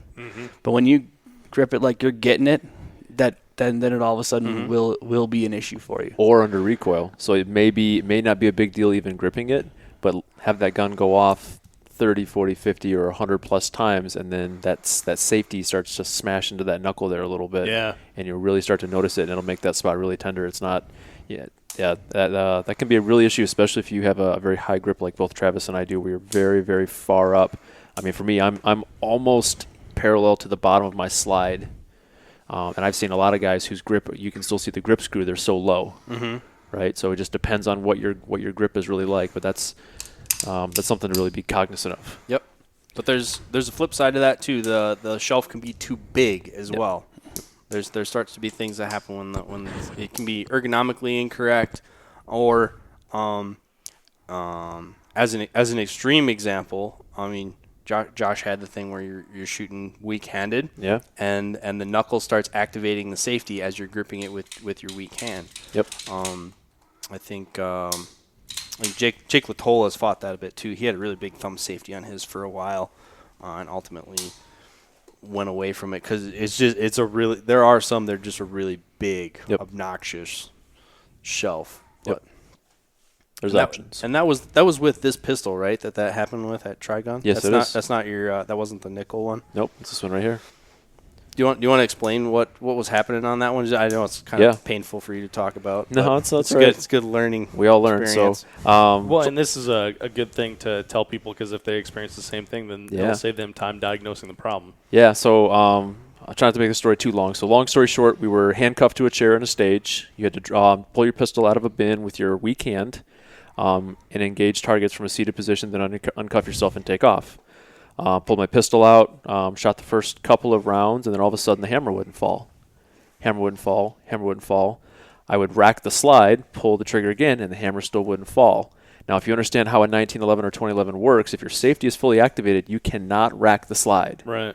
The safety impedes the slide's movement. However, I was able to rack the slide and rack rounds out, but the trigger was still dead. What had happened was, because I was using my left hand and because I have that high grip, I was basically putting my safety in an intermediate position to where it was still blocking the sear, and the gun would not fire, but it would activate the slide every single time without dropping the hammer. I'm actually doing it right now. So it's that little beautiful spot right in between the detents where kind of on, kind of off. Yep. So in my decision making or processing of the problem, what was going on, I couldn't figure it out because in my head I'm saying if my safety was on, I wouldn't be able to do this. I would not be able to rack the slide. I'm racking live rounds out on the ground, come back up, take a shot, and it wouldn't go off. I unload, show clear, and zero to stage, and everyone else was sitting there and was able to could see or figure out what was happening. In the moment, I wasn't able to. So, yeah, it was a pretty crappy way to finish a stage. Feel really dumb when that happens. That was like the first position, too, wasn't it? Yeah. Oh, yeah. I didn't shoot us. I got 0 points. I literally. Like 135 failure we engages. We walked right over to the safety table, and I'm like, this is going to be hard for you to watch, Josh, but here's what happened. Yeah. And, yeah, it comes down to the fact that I A, don't shoot my pistol weak-handed very often. Yeah. B, I've got that high grip. And now that I know that, when I know I'm shooting offhand, I just purposely will slide my hand considerably further down and so just you deal didn't with change it. anything mechanically? No, because the only thing really to do is to put a double-sided safety on, and to me that's just a DQ waiting to happen. Putting these things into barrels. Just knowing you, this isn't going to be your last pistol that you have in your possession. So the next one that you spec out, are you going to use that same style of safety? Are you going to use one that's a little bit skinnier? No, I don't think so, because then I'm compromising on having the appropriate landing pad for my thumb. So any skinnier than this, I think this is a pretty standard width. If I go any skinnier than that, then I'm going to start having something. I've got a very small portion of my thumb sitting on when I drive the pistol and ride the pistol when I shoot it. So no, I think it's just a learning opportunity, and now that I know it, now that it's happened once such a painful way, it'll never happen again. I can promise you it'll never happen again. So as you know, for perspective, Josh's safety, if you look on the side, the serrations, he has 8 serrations. They're a fairly standard size. So there's 8 ribs on the side. I would say that's a medium width. Yep. Mine's got a little bit more of a taper to it on the side that my thumb goes. I'm more like 9 or 10. Yep. But I got a little bit more of a taper to it. A tactical style one, I would say we'd probably have more like 5 serrations, 4 or 5 serrations. Yep. So that's kind of how you get an idea for how thick they are. The other thing, so we might as well just finish out the grip. The other thing is mag releases. Yeah. Thing to know about mag release, I would say the part itself is fairly standard. Correct. There are lots of accessories to extend that button. Yeah. Forward, backward. Yep, forward, backward. And here's what you need to know about that. Just take all of those and just say no. Yep. Just say no. Say no. Every single person who buys one of these pistols tries to tell me that, well, my hand's different. I need one of those. I need because I can't quite reach it. I got to roll it in my hand. Blah blah blah blah blah. I've sold hundreds of these things. Okay.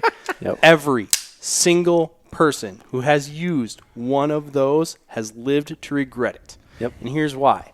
Because when you squeeze your hand really hard in the moment, you are either going to squeeze it with your middle finger of your firing hand, or in my case, it would be my I will squeeze my knuckle down onto that thing, and your mag will drop out in the middle of the stage. It never fails. Every time they'll run it for a little while, they'll think it's great. Every single one of those persons, unless you have a injury in your hand. Ruben has a hand injury. Disconnected thumb. He insists that he needs it, and it works for him. Mm-hmm. Yep. But seriously, people, don't do it. Just don't do it. I was that guy. I had to do it too. And then about the second time that in the middle of a match, I never did it in training. Yep. Never even did it at local matches, but be some big match somewhere. And I come out, draw my pistol, and boop, magazine falls on the ground. Yep. You're like, God. Yep. Did I not seat it well? And you know full well you seated well. You inadvertently hit the mag release because you got some big little tang sticking off of it. There it goes. Yep. I had one on the Infinity. I bought my Infinity secondhand. It had a little bit of a one on there, and I didn't want to take it off because it's original to the gun. It's blended in. It just works with the style. I didn't want to do it, but man, drop those mags on the deck enough, you'll huck that thing in the dumpster. Yep. Believe me. Yes, you will. Well, there are two differences that we do have here amongst us. There are a couple of different lengths for them that are ever so slightly different, but they are different. What do you think? They're like a 1/16 of an inch longer, something like that? Oh, yeah, maybe like 4th hour or something like that. I want to say it's like 194 versus like a 154. Yeah. Something like that. Yep. Both Adam and Josh have the longer one. I actually have the shorter one, and I've never had an issue. I've never been looking for more button to access. Yep. Is there a reason you guys went to those, or were they on the guns when you got them, and that just happened to be? That's what came on the gun. Yeah, that's what came on the gun. Mine's long enough. It does freak me out. I squeeze the gun, and I do feel it sometimes. I will feel my knuckle pushing on the button, and it's usually like, I hope I didn't push on it enough that the mag falls out. But I can feel it. I can feel it push on there. As a group, then, I mean, is our general consensus the shorter one's probably the better way to go? It is. Roll your hand, push the button. Yeah. Yep. Yep. So Josh's buddy Brett has a He has the left-handed one on left-hand there. safety, and I'm looking at the way it activates. This is like another voodoo thing. It's voodoo magic. Voodoo magic. Kind of odd. I don't know. He's I don't know if wrong-handed. I can get behind that. I can't either. I use the standard size one. It's cool. It is really cool, but It's I it's just very don't. easy to activate too. Brett just nod. Does it work for you? Yeah, Honest- works so good. We got the nod. Honestly, though, I don't understand why you right-handed people like the standard magazine release. Like I like pushing it with my index finger. you push with your index finger? Yeah, I push it with my index finger, and I will never get a finger call. Yeah. No. Even at like the most adamant of USPSA matches, I will never get a finger call and reload because my finger isn't in there. It's pushing on the button. Yep. And I actually have to stabilize the pistol with my trigger finger and use my middle finger to drop the mag. Oh, so you really break the grip. Oh yeah. Yeah. Weird. Well, that's what Maybe I'll train myself out of it to be faster one of these days. My But buddy Bill always bought the ambi mag for his pistols, and then did the weird Did the finger index grip. finger thing? And he's righty. Yeah. really, Yeah. That's what I'm saying. So he pushes them with his finger, yeah. Yeah. He's like, oh yeah, you know what? It's the it feels the same as my AR-15, and we've had this. He and I have had this conversation before. So when he hears this, it's not gonna be surprised. But my thing is like, this is clearly not an AR-15. It operates differently, so you're not gonna, in the heat of the moment, mistake it for an AR-15. No. So That's why I can jump back and forth to Glocks too, because like yeah. in my mind my head says this is not a 2011. Like I never do it wrong on a Glock because when I have it in my hand, Yep. I can tell I'm shooting a Glock. I just know. Huh, makes sense. All right, guys. So we have, I think we've covered almost everything that we want to cover here. So the one thing that we skipped was barrel types. Yes. And there's like 1,000 different barrel types. A There's lot like of barrel big types. ass barrels, little ass barrels. There's Bushing barrels. Bushing there's- barrels, yeah. pushing, bull, Island barrels. and island. yeah. And then so we there's only sight block. There's only 4. Yeah. Okay. So bushing is the classic 1911. Mhm. Adam, do you have a little background on Yeah. where that came from? It's John Moses Browning. Come on, yeah, man. JMB, man. But tends to be a thinner profile, and then the lockup comes from a bushing that's machined into the end of the slide. Yeah. Yep. So- That's what my 1911 is. Tends to be lighter weight. So if you're trying to be if you're trying to put the gun on a diet, bushing barrels tend to be where you're at. Also, you can take the gun apart without a tool. The recoil system, that's probably something we should talk about too. The recoil system doesn't require any tools to take it apart. Bull barrels was a way to add mass to the gun again, non-reciprocating mass. Yep. So they used a much thicker barrel that itself locks up when the slide comes all the way Is that forward. accuracy? I would not say so. No, you could get a bushing barrel to shoot and lock up just as tight as a bull barrel. Island barrels became a thing. Schumann's. Yeah, Schumann came out with the island barrel, or the sight tracker was Yep. what it was often known as. That's where they machine out a piece of the slide, and so that there's a rib on top of the barrel. Mm-hmm. So when the slide reciprocates back, it doesn't move, and then the sight is machined into that as well. So when the slide reciprocates back, the sight sight stays doesn't place. move because the barrel, it's the sight's on the barrel, Correct. not on the slide like normal. Correct. So it's easier to track it with your eyeballs. Yes. That's Hypothetically. hypothetically. There are guys who can tell or Josh swear is they can furiously shaking his head. I would really challenge you to tell the difference. Yeah. It's It's some Jedi mind trick, in my opinion. I think that's an awfully fast reciprocating thing for, I think, someone to A, visually recognize, and B, be an advantage. So I think people I don't think it comes from that, though. I just think it comes from the fact that you have, once again, another 1/4 inch of metal that's at least 1/8 thick, and it's 4 inches long on the top of the barrel. It is a really cool way to reduce slide mass. It is. I mean, you talk about you're reducing reciprocating mass by adding more static mass.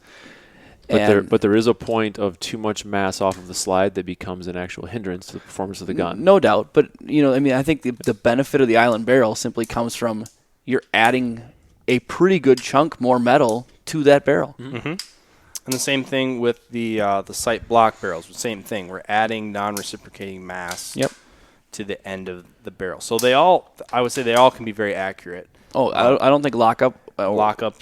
That's entirely how it's built and who puts it together. I don't think that makes any difference as far as accuracy goes. Yeah. I think what we're seeing is what benefits do you have as far as how the gun, once again, we got kind of into this topic of how the gun recoils, right? Mm-hmm. We talked about that a little bit, 5-inch guns are such a way, and 5.5-inch guns are such a way, and the shorter slides are a little faster, and they used to do a certain way.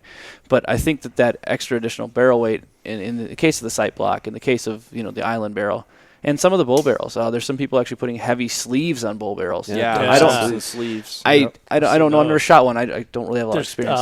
Tungsten sleeves. Who was Accel does a lot of Accel does that. Who builds Travis Gibson's guns? EMG. EMG. He does the tungsten sleeve, doesn't Eddie he? Garcia. He's a really good dude. I actually talked to Eddie a lot on them just randomly. Yeah, I heard he's a great person. I've never met him myself. He's one of those guys that actually, just another personal style thing. A lot of his guns go out stainless. Yeah. Which is kind of a cool thing because he's like the only one that does it. But they're really pretty, but they're a real modest looking gun. Mm-hmm. Yep. But Travis's gun is an absolute hammer. And once again, like I said, it's all individual preference, right? It's what aesthetic do you like? Yeah. I like coatings because I'm lazy. I'm not gonna lie. Yeah. And the island barrels are aesthetically very cool. They are sex appeal, super it's cool. very sex sexy appeal looking guns. more than it is Yes. advantage on the sight. Tell yourself what you want. Okay. But it's slide lightning. It will add significant cost to the gun. Yeah, because there's a lot of fitting that goes into that. It will and it's easily usually add hand fitting. It will easily add $500 to your build for the barrel and for the machine work that goes. A lot of into time installing spent it. hand fitting. And Sure. if you rack the slide over the front of the gun, like a lot of us do, I would say most of us while we're playing with them here, you will pinch your hand in there for sure. Yep. We could talk about slide mass a little bit. Basically, there's a balance point between heavy and too heavy. Yep. Basically, the lighter the slide is, the faster it cycles. The heavier it is, the slower it cycles. Yep. There's a happy medium in there somewhere. One of the things like Atlas Gunworks, one of the things they do is he has a very specific mass that he's going for. He's got a target. Yeah, and so that's why a lot of times he'll build the gun however you want, but his slide cuts are very specific because he has worked out that very specific mass. Well, and once again, to bring a stylistic point in, the Atlas kind of I don't know even what to call it, but the stirrup cut, if you will. Oh yeah, right in front of the rear sight, behind the breech block. Yeah. I've seen that on several other guns, though. Yeah, I mean, some people do stuff there, but It's a weight slide. it's a balancing lightning. act. Yeah, it's a balancing point because if you think about it, in front of the breech, in front of the ejection port, we can take a lot of metal out of there. Yep. Right? I mean, you think about it, you can make holes in pretty much any of that as much as you want to, And you for can the most go part. all the way through to the barrel if you want. Exactly, unless it's a single stack gun for USPSA, then you can't. But ka-chow. And so having to come up with weight in the rear so it's balanced is a different thing entirely. Yep. So it's just another one of those things that is stylistically different. It's a nice, convenient place to rack your pistol if your other hand is carrying something, let's say. Yeah. Also off the side of your holster or whatever. Mm-hmm. Yep. Interesting. Yep. All right. So are we happy with barrels there? Anything Yeah. else we want to add? Yep. Barrels. We talk about side block. Yep. We talked about sight block a little bit. You can go pretty deep in the weeds on barrels, but that's more or less what you want to know about barrels. But I know we're kind of running long here. We would be remiss if we didn't talk about the real reason that we shoot the guns. The trigger. The triggers. Yeah. Yes. So the trigger system itself, it travels in a track straight back and forth instead of on a fulcrum. Right. Like pretty much every other pistol will. So that's what gives it its character. There's various amounts of uptake and weight and things like that you can put into a trigger. As far as selecting one, all these are flat triggers, by the way. all these are flat triggers. Yep. I'd say that's very individual preference. Oh, absolutely. Yep. So Once you go I flat, gotta say, you kind of so- never go back, I think. yeah, on the topic of fulcrum triggers, like I've started shooting AR-15 triggers that are flat, right? And then switching back to a curved, like, nah, doesn't feel right. And so I'm kind of stuck with not stuck, but I'm sticking with the flat triggers. Yep. Yeah. It's just I an personally ergonomic like it thing. better. Yeah. Totally ergonomic thing, so it's personal preference, right? I like it better because it doesn't matter where I grab it. I'm going to get something flat and consistent, right? Yep. A big, as a choice, though, one of the things you have to pick flat versus curved. You also have to pick length. Yeah, I was noticing that some of these are different lengths too, and Travis is like super freaking far out there on his. Yep. I got those AP hands, man. Yeah, because you get them big. These all claws, have baby. the X-Line trigger in them. So Yep. so not only do you have an individual choice What's an of X-Line? X-Line is the brand. Gephardt is the manufacturer. Gephardt of Germany. is the manufacturer of Germany. Um, So they're brought in. So you've got a short, medium, and long in both flat and curved. There's a couple of other even wilder options out there that are not as prevalent, but then they're also have a significant degree of adjustment to them as well. So you can pull the whole trigger bow out and actually unthread it to give it, or thread it back in to give it some fine tuning adjustment along the way as well. Yeah. Huh. One of the things that have you ever logically broken down the processes to where your trigger is and why? As far as the trigger length and where do you want to be when you grip your pistol? Where do you want to be? Yep. Because for me, my thought process on it, and why mine's probably one of the further ones, is I want that last digit of my fingertip to be perfectly perpendicular to the pistol. The minute I put my finger on it, because that way all I have to do is barely move my actual trigger pad when I want that shot. And then when it's reset, I'm right back to square, and I can begin again. Yeah, essentially for sake of radio or podcast, I mean, if you look at your finger, if you crook your finger like you're going to press a trigger on a pistol, it's curved, right? So it moves in an arc naturally, and what we're trying to do is place it so that you can most easily press the trigger straight back to the rear without inducing some sort of right to left bias. And so if you wear a size large glove, you pretty much are looking at like a medium length trigger. I think that's Adam did a really good video on this. I'm trying to remember. Yep, he did. But you're looking at pretty much a medium. If you wear a larger size glove than that, you're pretty much looking at a long or a large. And if you're smaller, if you're wearing like small to medium size gloves, then you're probably looking at a small size shoe. The actual the actual part of the trigger that you touch itself is the shoe. Yep. So Atlas has a formula for it. I would assume that most good gun builders will have some formula that they will extract that information from their customer and seems like a the very appropriate important thing measurements. you want to ask a customer. Yeah, it's like building someone a suit without getting their measurements. I think you want the measurements. Well, and I mean, SVI was the first one. Infinity was the first one to really give people the opportunity, and they actually had a piece that rather than the threading, which this trigger does, to give you length extension choices, you could actually slide in a piece that would extend the trigger face within the same shoe setup. You would just choose your length, choose your top curve, bottom curve. They have about 400 different options, I think, in those, as well as every color under the sun. Once again, allowing you to exercise, what is your style. Right. So trigger weight. For the most part, what the trigger actually feels like, what the trigger weight that you actually pull, that's pretty deep in the weeds. That's all voodoo magic that those guys aren't really going to want to tell you how they do it. Yep. It has to do with the leaf spring that they use, the return spring, the hammer spring, the main spring, and how they actually stone the edges of the sear and the hammer itself. So you can kind of tell them weight. You can kind of tell them how much uptake, how much creep you want in it.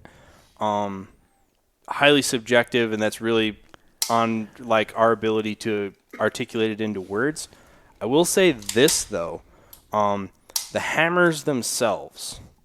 There's a few different styles of hammer. Like is it a solid hammer? Is it a spur hammer like the old 1911s? Yeah. Is it the teardrop, the Delta Commander style hammer, or the flat hammers like the ones that Infinity does that lay flush? I will say this, that for the most part they're picked for style. Yep. But there is a bit of tactile feel to them too.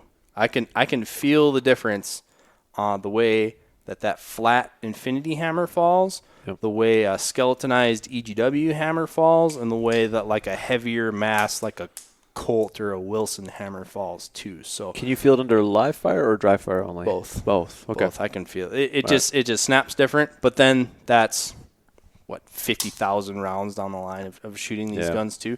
But just keep that in mind too. Like especially a lot of these guys, they want to use a specific hammer. Like when I bought my first one or whatnot, I didn't like the style of it. Just happened to be an EGW part, but I just didn't like the way it looked.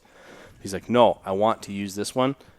Let him use that one because that absolutely influences how the trigger feels. Well, and a lot of that stuff comes in a kit, right? Mm-hmm. So your leaf spring, your sear, all that stuff your disconnector, all that stuff comes in a kit in your fire control. And there's a couple of different companies that make those.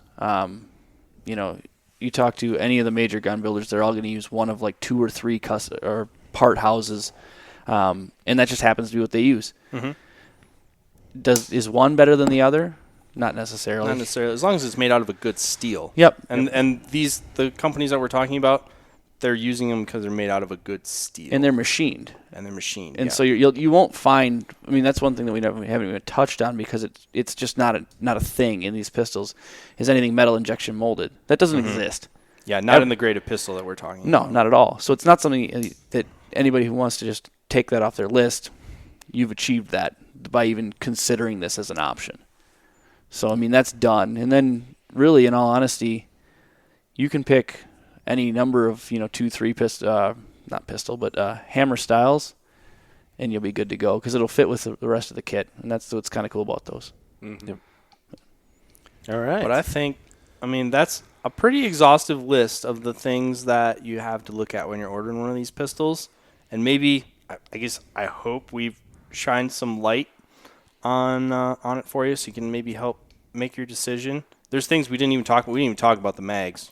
We didn't talk about mags. We didn't talk about like different sights, slide cuts and sights and stuff like that. So there are certainly more options out there, but we are we're running quite long and we're going to lose people. Right.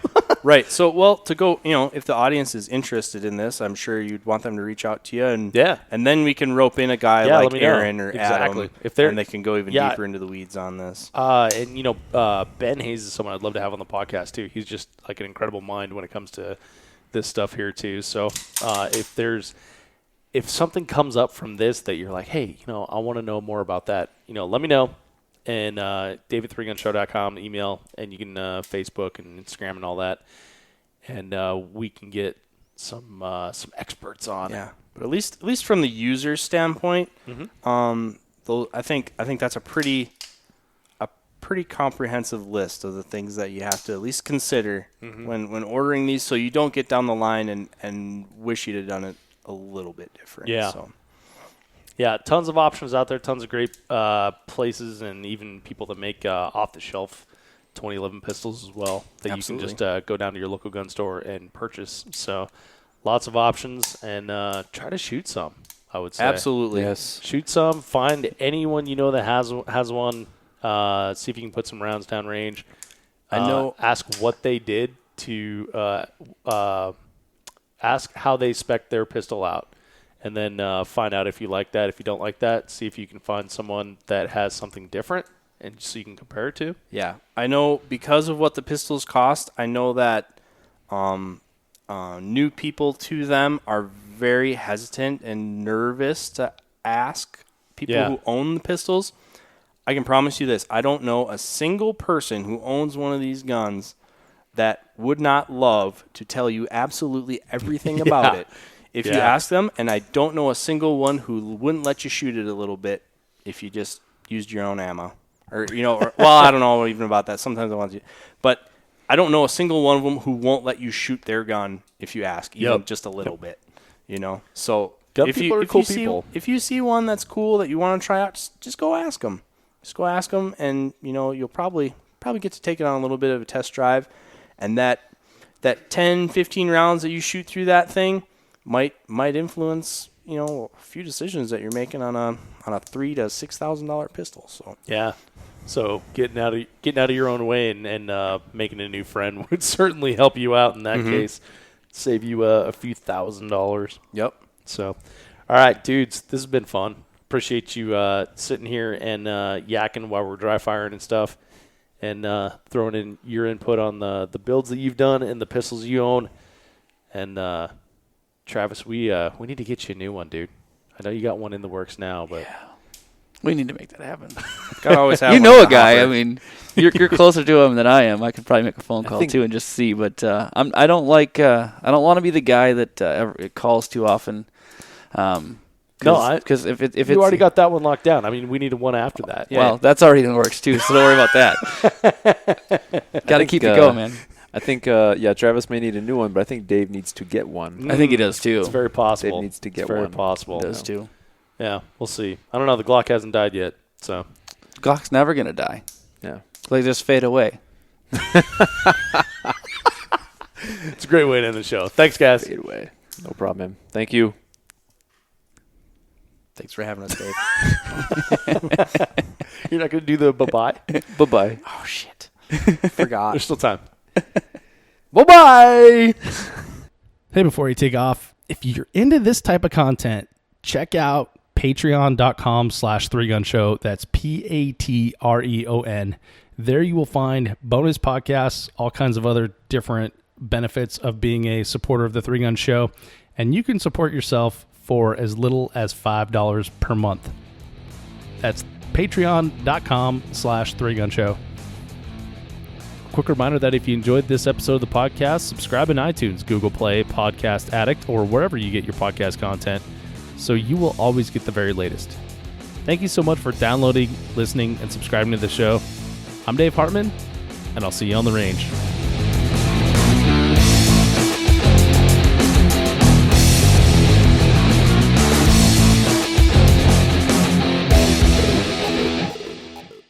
If you are finished, unload, show clear.